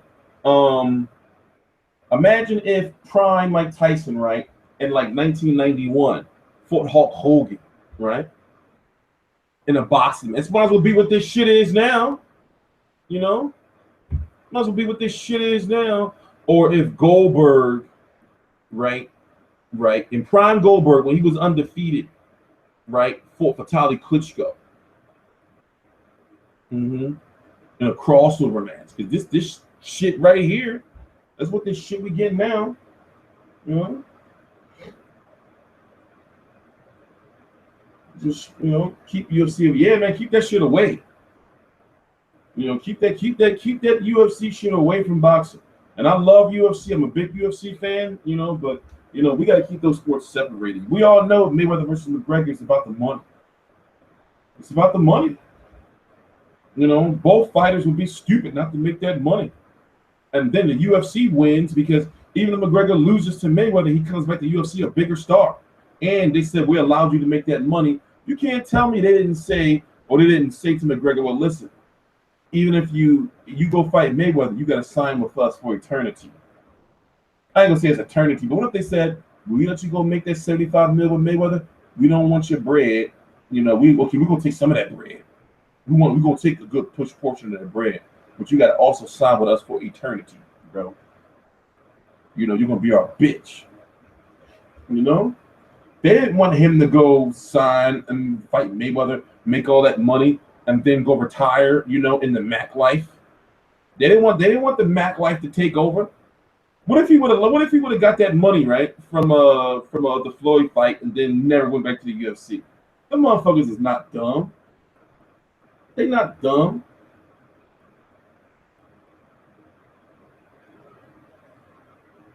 You know, the only people that think McGregor got a chance is UFC fans and the Irish. They really think he got a chance. I be hearing that shit. They be like, well, but he got that power. I'm like, what the fuck, man? This fuck. Shut up. You shut the fuck up. they be like, well, he got that power. Like, you better shut the fuck up. You better shut the fuck up. That shit make me mad. I've been hearing it. They've been saying that shit. They be like, yeah, but that left hand, he touched you, you go down. I'm like,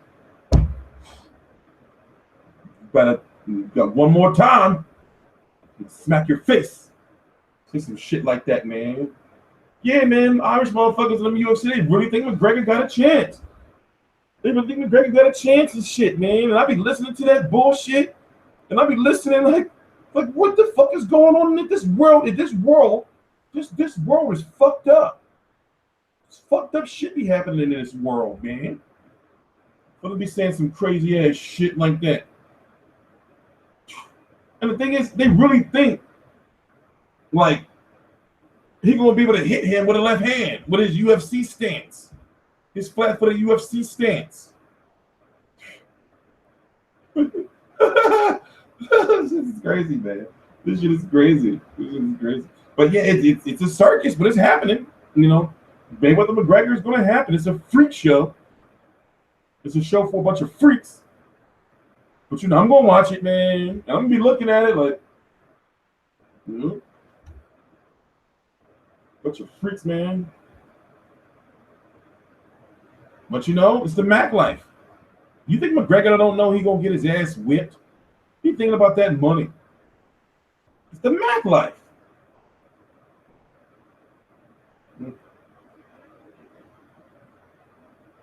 You should thoughts on Kathy Griffin. I'm not answering that. Kathy Griffin? That redhead chick? No, bro. I don't want to talk about that thought. No, thank you. Bayless the ref, I'm calling. Of course Bayless going to be the ref. Of course Bayless going to be there. Ain't going to be no Tony Weeks no more. Remember, Tony Weeks fucked up with Mayweather McDonald won. Let McDonald do all that shit. It's going to be Kenny. Yeah, it's going to be Kenny. Kenny be protecting the shit out of Floyd. Yeah, you all right, Floyd? Hey. You hit Floyd. Bayless be like, hey, look, Floyd. Like, hey, Floyd. Hey, bro. You all right?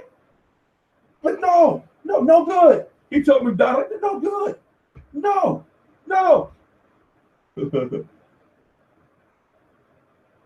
McGregor is going to shock the world. Yeah, you once again, you on meth. You know, what's a real bad hardcore drug? You on a speedball, dog. You on a speedball.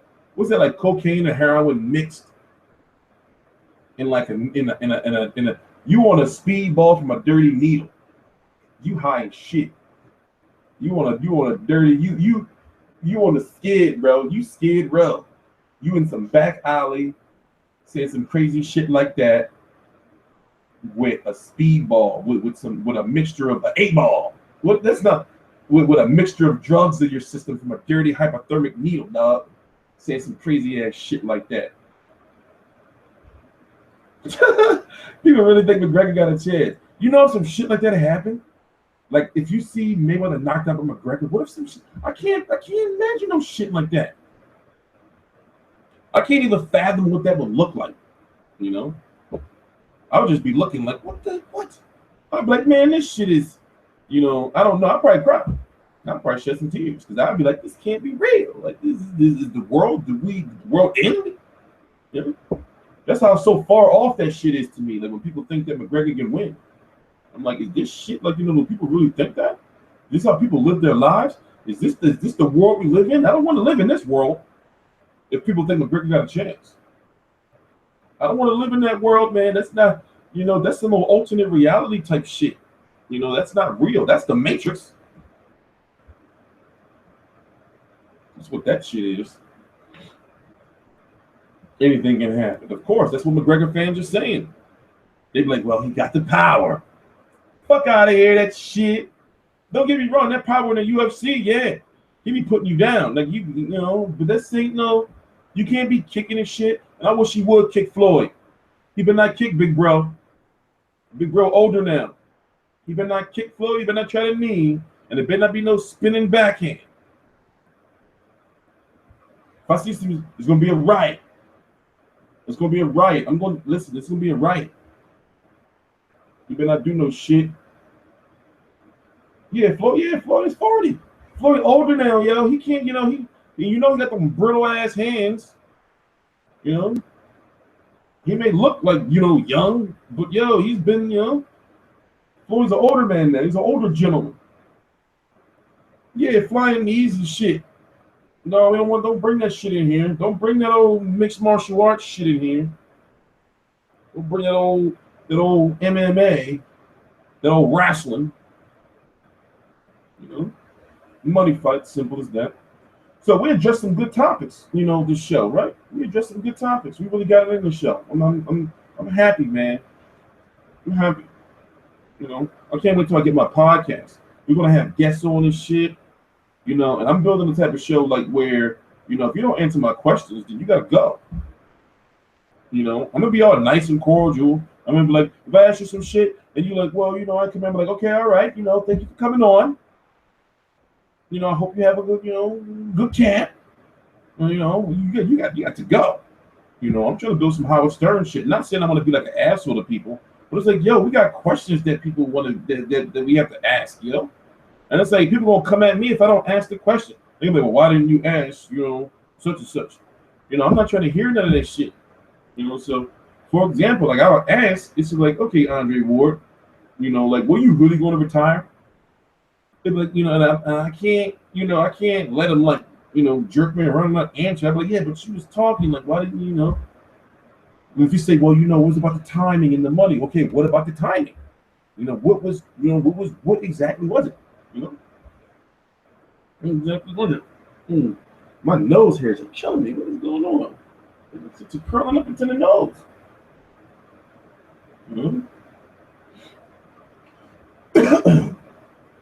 So, should Shalito retire? Nah, because if you look at it, he's always had fights like that where he'll get his ass whooped and then win, or just get his ass whooped and just lose. Yeah, it seems like my nose here, it seems like my mustache hairs have curled up, so they're itching me like on, and I'm like, what the hell just happened? Some type of static or some shit? My shit all curling up.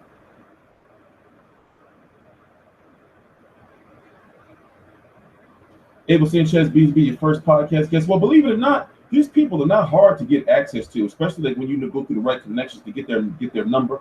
So long story short, you reach out to them and say, hey, I got this podcast or I got the show, would you be able to come on at this time at this such and such and such, So it's not that hard to set it up. But remember, the biggest thing about a podcast is, your podcast has to be consistent. It is. It's like now I can do my videos when I want, right? But if you have a podcast, I can't play no music at the beginning. If my podcast is going to start at 1 p.m., it has to start exactly at 1 p.m. because people are going to be used to me starting at 1 p.m. So it's got to be, the biggest thing about having like a podcast is you want to, it's going to be simultaneous. It's going to be a podcast, but also it's going to be available on Facebook live stream, Periscope, Instagram, and Twitch, all at the same time. You see what I'm saying? So, people get used to that. You're running it across multiple platforms.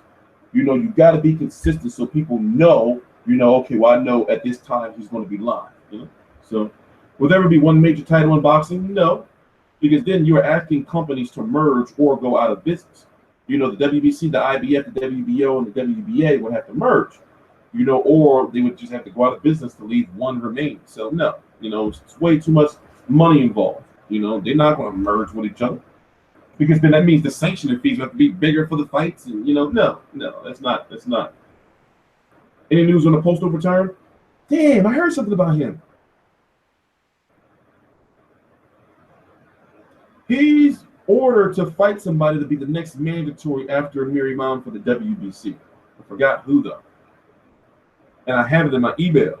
The WBC sends out, or all the sanctioning bodies sends out like emails and shit on who they're going to order to fight who and when. I have it in my email, but I don't feel like looking it up. I'm sorry, bro. I feel like looking it up. You know, so even though we want one belt, you know, you can't get one belt. You know, yeah, these organizations are fucked up, man. They be doing some stupid ass shit. You know, and I think, like, do they not know in this like generation of social media and shit, we see what you're doing and we're seeing some stupid ass shit. You know, we're seeing that the shit don't make no sense. But T-Say is going to be on Canelo versus Golovkin. We just don't know against who yet. TstreeT, I will sponsor you, my own media company. We should talk. I don't know you, man. Sleep, and you tell, and look at your screen name. You can't be trusted. It says sleep with one eye open. This screen name say sleep with one eye open. I hate to myself, you know, I want to sponsor your media company. I'm just sleep with one eye open. No thanks, man. I don't want those problems in my life. No thanks, bro. No thanks. Sleep with one eye open. Someone to sponsor you. What? Just sleep with one eye open. You mean you can't be trusted? You can't be trusted, yo. Now I'm scared, yo. You freaking me out. You freaking me out, bro. I do need some more lemonade though. Maybe that'll get me to go for a little hour, maybe another hour or so. It's already what, 3 a.m. now? It's already what, 3 a.m. You know, I said before, it's a program, not a program, it's called a plugin. They use it on Twitch, like where you can have people donate, but they donate food and shit. You see what I'm saying? Like they can like actually order you like pizza and have it sent to you, but they don't know your address or nothing. I forgot what it's called. So I'm gonna get something like that. So if I'm doing like a video, even if you can't get delivery this late, you know, if I'm doing a video like a daytime, somebody ring the bell and it's like some wings or something, I'm like, oh shit, man, thanks for the donation. Who's your NBA MVP this year? The fucked up part about it is it's got to be Russell Westbrook. Even though his team didn't win more games than James Harden, and if James Harden, what he had, 17 triple doubles this year, that's still crazy outrageous. You know, but anytime you average a triple double, what the fuck? You average a triple double. You did everything on your team. You see what I'm saying? You know, like you got you MVP, bro. Nobody ever thought that anybody would ever break Oscar Robertson's records. Like nobody never thought that they would ever be able to happen. The dude averaged a triple double at 6'3" in this generation. You know how crazy that is? And then the thing is, him averaging them triple doubles made everybody else step their game up. LeBron had the most triple doubles of his career. You know, then you had Harden, his triple doubles. Then you know the guy from the Bucks, whose name I don't know how to pronounce. Everybody putting up triple doubles everywhere. You know, so Raptors suck to me. They don't have no shooters. You know, they're a gritty defensive team. Let's not talk about basketball. You know, it's not a basketball stream. Let's talk about basketball. Many won't fight Crawford getting too old. That is likely true. It's not that he don't want to. Many gonna fight what they tell him to fight, but you know. And then they'll tell Manny to fall on the sword. They say, well, see, you didn't want to fight him. You know, you ain't going to fight him, but say it was you, not us, that chose for you not to fight him. When KD left, I knew Russ was going to get crazy. But I said the same thing. He was already averaging a triple-double at the end of last year. So I said, next year, you're going to average a triple-double. He'll be putting up crazy-ass numbers, yo. But I did notice a lot of those triple-doubles that he was getting this year, especially toward the end of the season, he was having like players get out the way so he can grab rebounds. That shit was whack. You know, so a lot of those triple doubles, you know, I understand that you were getting close to the record, you had to chase the record, but still it was like, okay. But still hard as shit to get a triple double. Is Larry Munchen right saying Crawford and Ward will never be superstars? Superstars, global superstars, yes. You just don't see it. You can be a star, but like a superstar. You know, you just don't see it.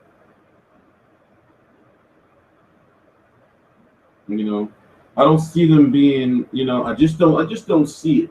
You know, Andre Ward, in my opinion, would have a better chance, I guess. Would have a better chance. When is the Super Series tournament just kicking off? July they're having a draft. They already signed up some fighters. They have Garcia, that other. Hold on, I got the email. Let me pull up again. Oh, duh. They got they signed up some fighters. You know, if you go check out their website is active now. www.worldboxingsuperseries.com is active now. Wait, they signed up some fighters. Hold on, let me get the names. Quest for Muhammad. Okay, I'm gonna read it. Damn, this shit's gonna be long. I don't want to read this shit. Maybe I can let her read it. This is some old new technology I have. Let's do this. Let's try it out. Let's try it out.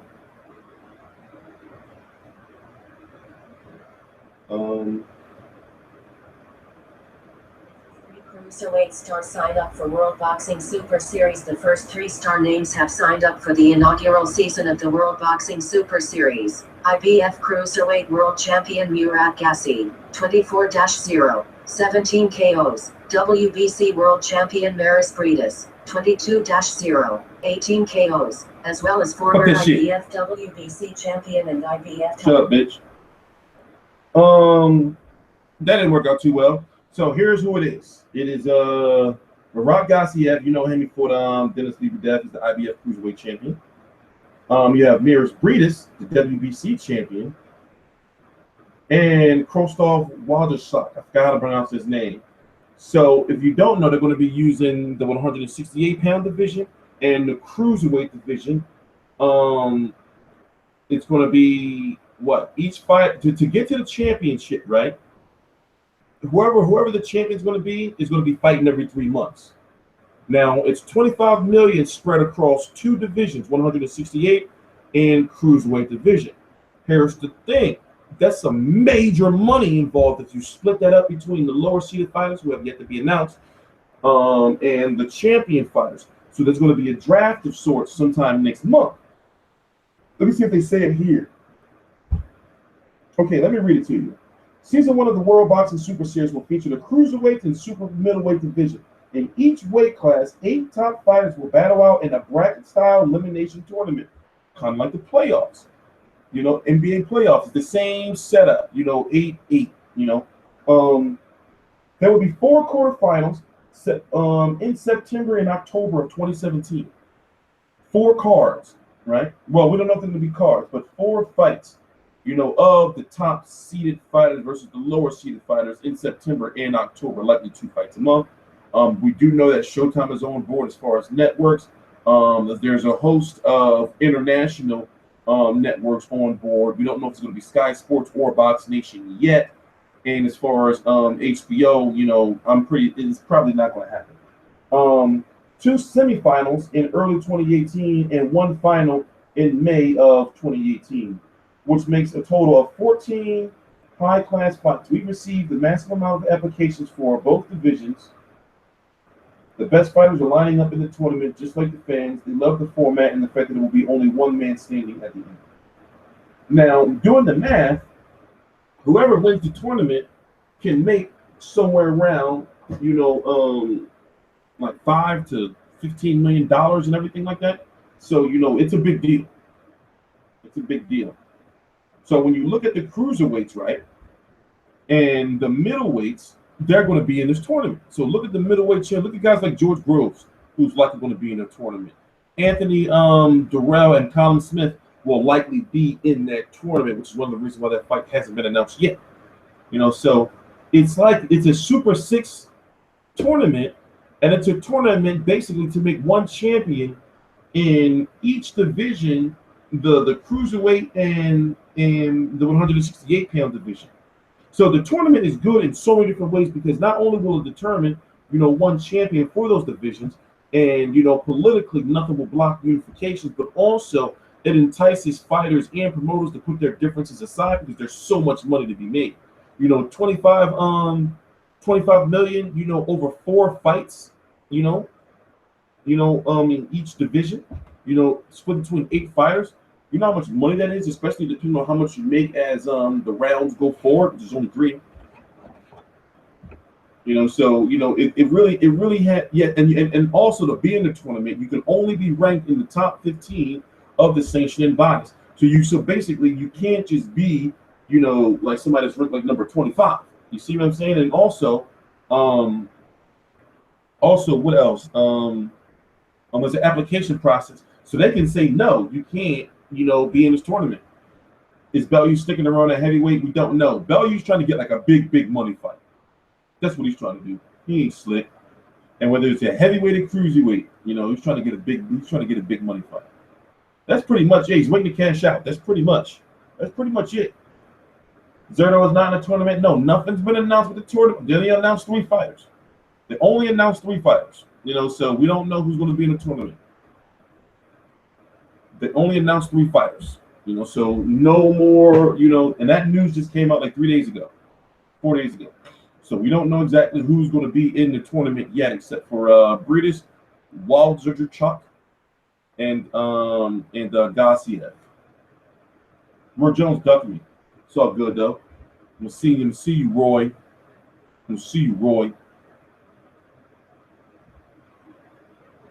So I'm out of here in 6 minutes. How they matching them up? They're having a draft, a seeded draft. You know, and it's going to be basically A side, B side, A side, B side, A side, B side. You know, Roy don't want these hands. If Roy don't want these hands, he must have forgot. Because I forgot. You know, he don't want these paws. You don't want these paws. You don't want these mittens, you know. You don't want these spuds. So we'll just leave it at that. Can we get 2 more hours? Fuck no. I'm ready to go play some Battlefield, man. I'm ready, you know, finish, you know, fixing my videos up. You know, I'm gonna play some Battlefield. I'm gonna take a little nap, and I'm gonna go see my daughter. And then you know, work on my YouTube. You know, so I'm glad that you know, I'm glad we got a good chance to talk about like some real boxing. We covered all the topics. So I'm sorry if y'all late. You know, we covered everything. You know, we talked about, you know, Adonis Stevenson.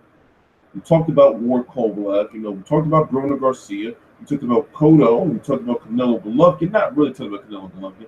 We did talk about a whole bunch of other shit. We talked about Al Haymon and, you know, how he's actually doing really good with boxing, like, or for boxing right now. We talked about the political landscape. We talked about, like, the rankings. You know, that game is, you know, well, I'm a sniper, so, you know, I'll be in the back. You know, so yeah, we talked about a lot of shit, man. We talked about a lot of shit. No, I become like a real good ass sniper. What's going on with Jermaine Taylor? We don't know. We don't know. What about King Kong Ortiz? We don't know what's going on with him. You know, he's in a tough situation, especially now that Joshua Klitschko is very likely going to be happening. You know, put it this way, I'm not going to say likely. It's safe to say Joshua Klitschko is happening. It's safe to say. You know? I want some more lemonade, man. You know what I like? I like when you like make like a beverage and you put it in the freezer and then you take it just out enough time where it's like that slushy, you know, that slush, delicious. However, don't eat it too fast so you get a brain freeze. You don't want those type of problems. You get a brain freeze. Damn it.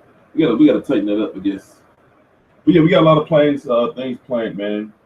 A lot of things planned. So what I'm going to do is, I'm going to say, all right, it was nice hanging out with y'all on TstreeT Controversy. This is TstreeT Controversy Live.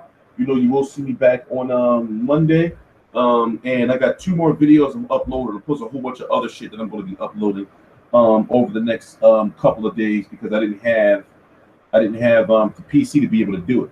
You know, so now I have the PC to be able to do it.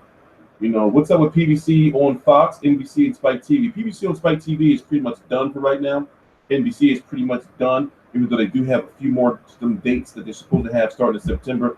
And PBC on Fox is still around. That next card is July the 16th, I think. You know? So I'm out, man. I got some shit to do. Please subscribe.